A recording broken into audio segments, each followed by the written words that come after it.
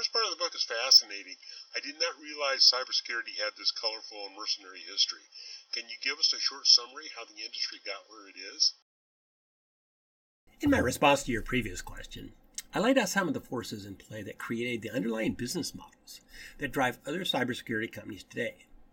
These include allusions to the gangland-style protection racket vendors run, where they rely on the hackers to present the ongoing threat, but sell only limited short-term band-aids that intentionally do not address the overarching problems.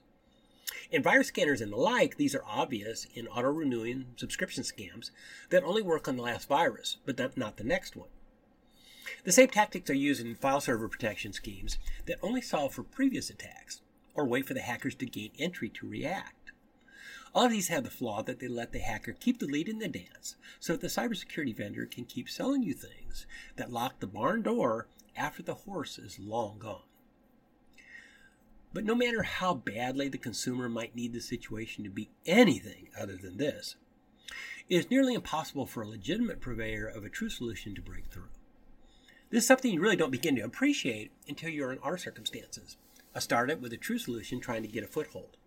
The reality is that while the consumer may want and need those honest products, the last thing the industry wants is for those products to solve the underlying problems, because that would turn off the spigot for the hundreds of billions of dollars they make every year churning derivative scams to temporarily, and only temporarily, deflect the constant threats the hackers provide.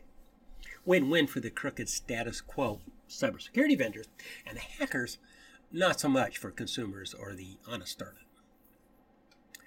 From a pure greed perspective, the whole thing is quite lucrative, even though it is not least bit effective in its advertised role of solving any problems.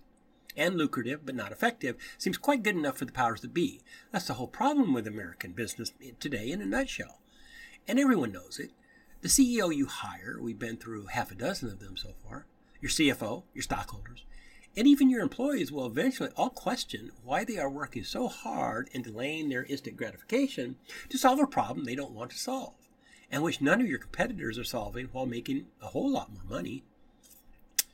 The sad thing is, your average Southern California MBA presumes I have as little character as they do, and they'll take that job as a C-level exec under false pretenses with us, assuming they can eventually persuade me to change my mind and go down that sleazy path with them. Oh, they'll make a preemptory attempt for appearance's sake to set perhaps a meeting or two to discuss fundraising with someone they already know. But when that doesn't turn into a check in about 60 or 90 days, they start in with their not so subtle pitch to me about how much easier their life would be if we just did everything the same way everyone else was doing it. Trying to explain the far greater ultimate rewards in many forms, including notably distinguishing your brand, of doing the right thing in the right way to a millennial can be like trying to explain the color blue to a blind man. Fortunately for us, time is becoming our friend, and the underlying pressure from critical industries, notably medicine, certain areas of government, and indirectly via honest enforcement by the EU of GDPR and privacy rights, is helping us gain traction, though we'd be much better off if we happened to be in Europe with European patents. But either way, the masters have lost control of their hounds, and the damages have gotten so far out of control that actually solving these problems is rapidly becoming a priority for everyone else. When they let it get to the point where the losses to the worldwide economy were running $6 trillion a year, half again the entire annual budget of the richest country on earth, something has to give. So in the long view, we will be fine, and not only that, we're going to end up with our patent protection as the only rightful game in town. We'll find our Elon Musk type guy to run the business side of things. He'll take us where we need to go, and in the process, we'll make him the richest man on the planet. The technologies you describe are impressive and frankly pretty exciting, but only if they work. I know you have the book, but have you published white papers and have academics looked at your work? Yes, our first white paper can be found in the articles submenu of the Books, Demos, Explainers menu of the CertitudeDigital.com website. You will also see that we quite prodigiously publish periodically articles that also appear there and are distributed to various forms of social media, including LinkedIn, Facebook, and various technical blogs and forums. In 2016 and 2017, we had an exclusive relationship with the Citadel in Charleston, South Carolina, a military college that directly provides many of the high-ranking military officers in the U.S. Armed Forces. Investor Kasim Penn is an alumnus of the Citadel, as was Senator Ernest Fritz Hollings, and General William Westmoreland, and his author Pat Conroy. The Citadel has a unique specialization in that they compete successfully with much larger universities, such as Clemson, in the specific area of cybersecurity and hacking competitions. The Citadel has been named a National Center of Academic Excellence in Cyber Defense Education by the United States Department of Homeland Security and the National Security Agency. It was a recommendation by In-Q-Tel, the secretive CIA-NSA funding organization, via our association with the San Diego Incubate Evil Nexus, that brought us together.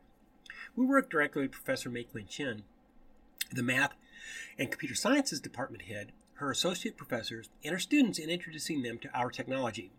They were given full access to the source code for work and study, and we worked with them to develop and implement testing protocols and report results. Eventually, we had to move on from that relationship. Our technologies are preemptive, and as military personnel, their training is for roles that are reactive. It was consuming too many of our limited resources to bring them up to speed on our advances as we rapidly outstripped their capabilities, and our technologies were not useful to them in cyber battle scenarios for which they were training. It was extremely rewarding to work with them and ultimately good for our projects as we were able to better organize our efforts to support teaching scenarios useful to our own staff. We are looking for another university association closer to home, but are stymied at the moment by the fact that we have massive intellectual property of our own, including formal, informal, and some as yet unprotected.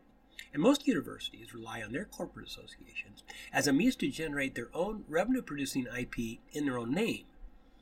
Unfortunately, we cannot let a university piggyback off our patents so they can create derivative IP that we could likely create ourselves, but would then have to license back from them.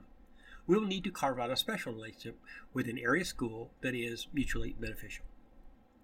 And of course, the U.S. Patent Office has been reviewing very favorably all of our intellectual property regularly submitted for patenting for the past 12 years and continues to do so. Who else has seen the work? Are there demos or products that the public can see? We have demonstrated several of our products to venture capitalists and potential strategic partners, including notably VMware, with whom we had a lengthy conversation.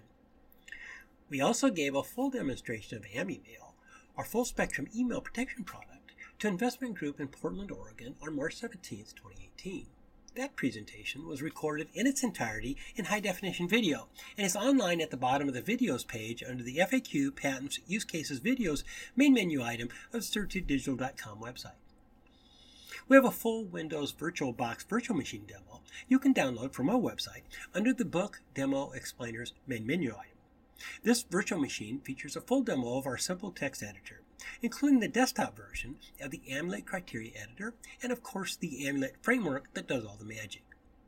The virtual machine therefore allows you to get a feel for every basic component of the system, since these pieces are essentially the same for every product and service, albeit as demo versions subject to improvement. We also have demos available of the Amulet Kaleidoscope Screen Obfuscation component that prevents copying displayed versions of protected digital assets from the display screen. We have demos available for the Amulet Cloak tool for freely protecting individual digital assets outside of an application, and we have the corresponding Amulet Decloak tool demo to decipher protected digital assets when permitted. We have demos of some of the components of the Amulet Protection Mass Migration tools for IT shops as well. Other than the virtual machine demo, some of the other demos were created for earlier versions of Windows and will need to be updated to be compatible with the latest security features of more recent Windows versions. We have also installation and usage manuals prepared for many of our components that help explain their usage, deployment, and purpose. Most of these are also available on the Articles menu item webpage.